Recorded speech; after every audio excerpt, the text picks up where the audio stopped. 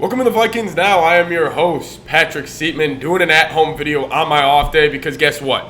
It's Vikings, Giants, it's wild card weekend. I'm putting in the extra work because I know the Vikings are putting in the extra work, and I know Vikings fans are putting in the extra work. You guys are probably consuming all the Vikings content you can get this week.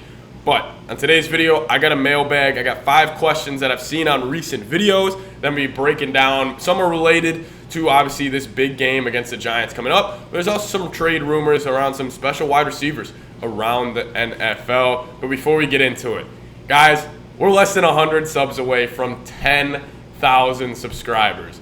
I'm going to be honest, full transparency here.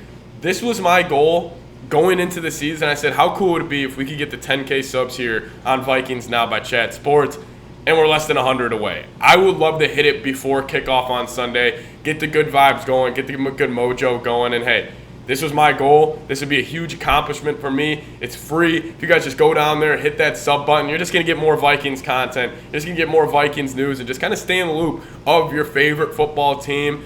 Guys, it would really mean a lot. I would really, really appreciate it. So if you haven't already, go down there, hit that sub button. I'm trying to hit it before kickoff on Sunday.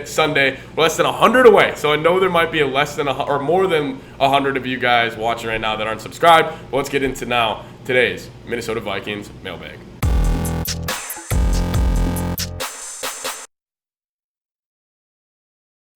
All right, first question here. Pretty simple. Is Ed Donatell on the hot seat if the Minnesota Vikings lose this game versus the New York Giants?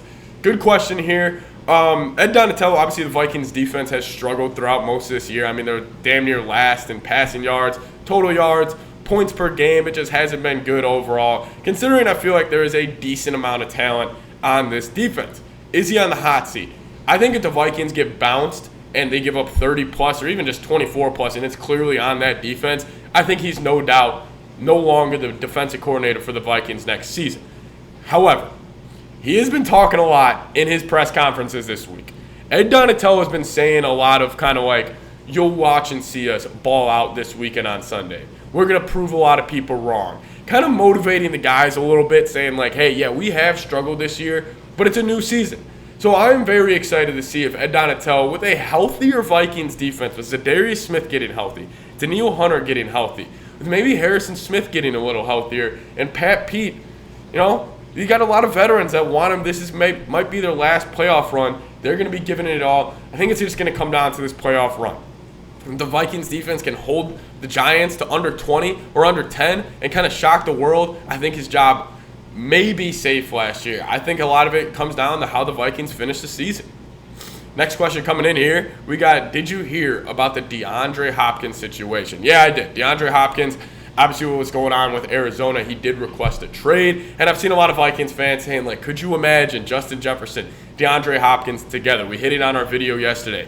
This would be awesome. I mean, especially if you think about Adam Thielen, maybe he lost a step, or maybe he won't be returning to the Vikings on his current deal just because he's making a lot of money. I mean, could you imagine if you're an opposing defense and you look out and you see Justin Jefferson, DeAndre Hopkins, TJ Hawkinson, KJ Osborne, I mean, a bunch of these dudes, it would be a tough match. But DeAndre Hopkins, I don't expect him to be in Arizona much longer. Will the Vikings go and try the trade for him? I don't know. I mean, if it's giving up a day 2 or day 3 pick, I'd be all in for it. However, I would like to see the Vikings maybe instead of going out for a DeAndre Hopkins, maybe go towards and drafting a wide receiver. So I kind of want to ask you guys this. I'll make this the pinned comment on today's video. If the Vikings were going to bring in a wide receiver, do you guys want them to trade for one, or do you guys want them to draft one? Just type T for trade, D for draft. I'll make this the pinned comment on today's video. Let me know in the comments below.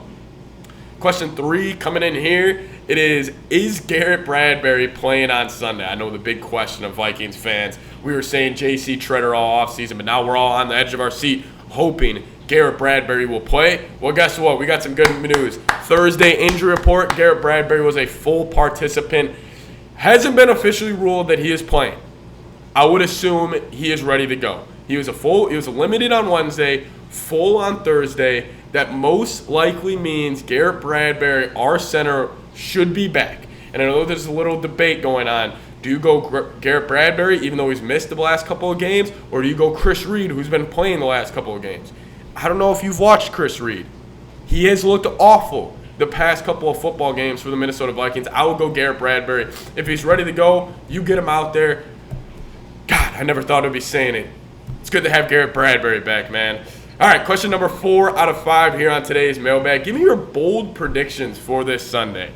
So I kind of have one in my back pocket right now, and I was kind of just talking to my dad about it. Dalvin Cook. I have been the one pushing the Dalvin Cook is cooked bandwagon probably more than anybody that covers the Vikings here on YouTube.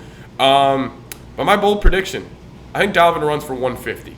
I think there's a lot of attention, obviously, that's going to go towards Justin Jefferson and TJ Hawkinson. They had huge games against the New York Giants in Week 16.